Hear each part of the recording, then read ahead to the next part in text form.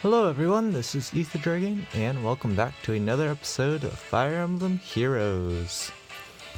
Today we are taking on the Azura Legendary Hero Battle on Abyssal difficulty, and we're going to be using our standard tryhard team. Always tested out to perform well while memeing, I guess.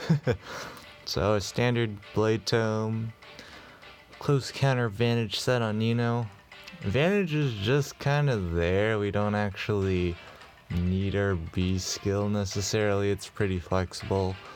So I can't remember. I think I use Vantage to manipulate the AI a little bit, but I don't exactly know how. Because there's some really weird things that happen when you change the B skill on units. It's strange.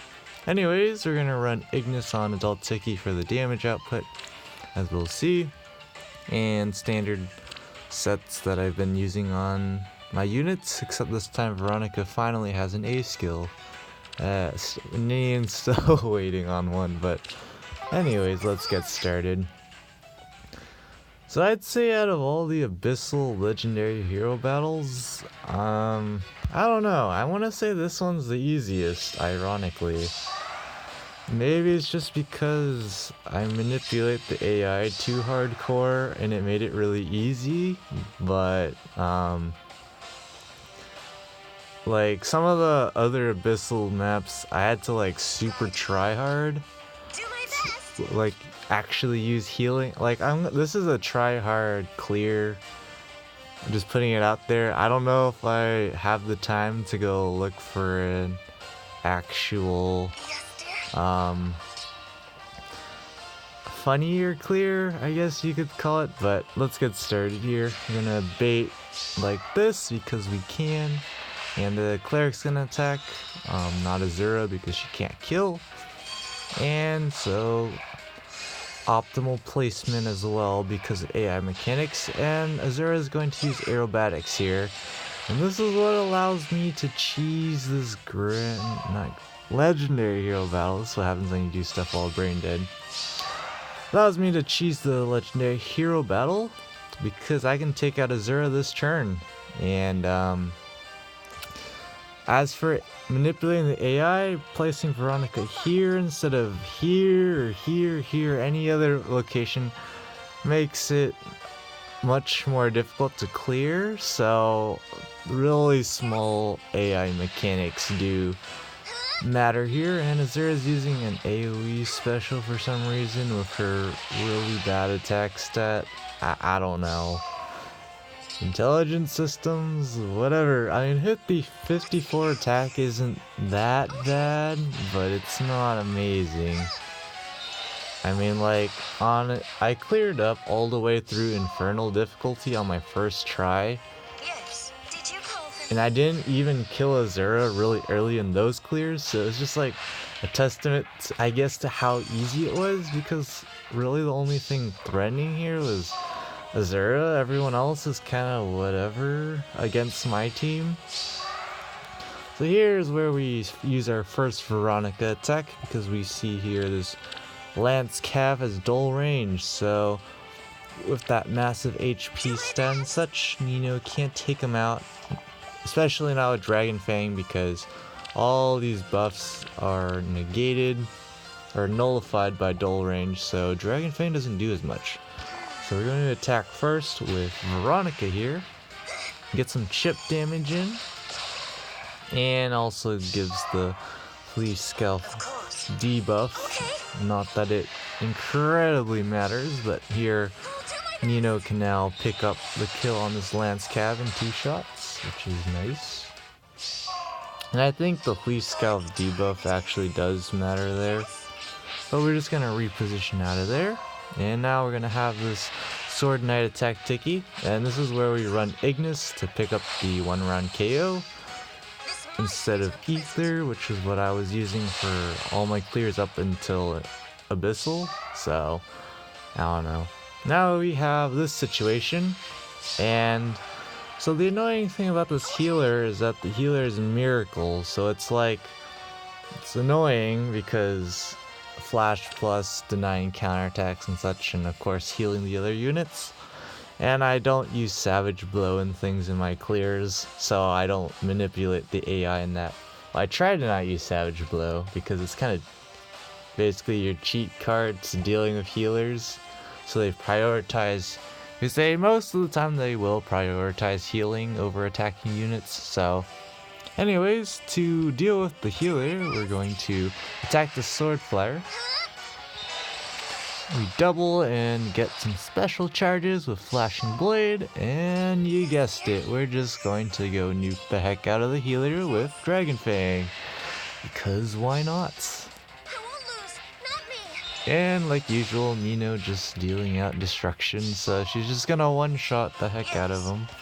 And we're just gonna reposition an end turn, because the Fire Sweep Flyer is too slow for Ninian. Well, not too slow, but not enough attack. And this green bow infantry unit's going to just ting fest on Tiki until proccing Ignis, which does basically nothing. And now Tiki shows what a real Ignis is and wrecks the face out of the bow cav. So now this Axe Cav is here, pretty annoying with Wogrun and Reprisal with a massive amount of HP and of course Guard. And we just have a bunch of other units coming in. This annoying green Cav with Rally Speed Defense Plus for this Blade Home Red Mage. So as we can see here, we take quite a bit of damage because we get doubled. So we're going to use Wind Fire Balm Plus to attack into this Axe Cav and not get hit by that Wogun special proc, and that allows Nino to now pick up a kill on the Axe Cav. And now we're going to take out the Sword Flyer, which kind of does waste our Dragon Fang proc, but it's not a big deal here. Now we pick up the kill on the Sword Flyer. Everything's looking nice and dandy. And now the Bow Cav is going to do another 0x4 fest. And like usual, only does damage after proccing a special, which also doesn't do much. So Tiki again shows what a real Ignis or 4 cooldown special does. And Rex face there. Yes? Now we're just going to wail at those Lance Knights and take them out in 2 shots.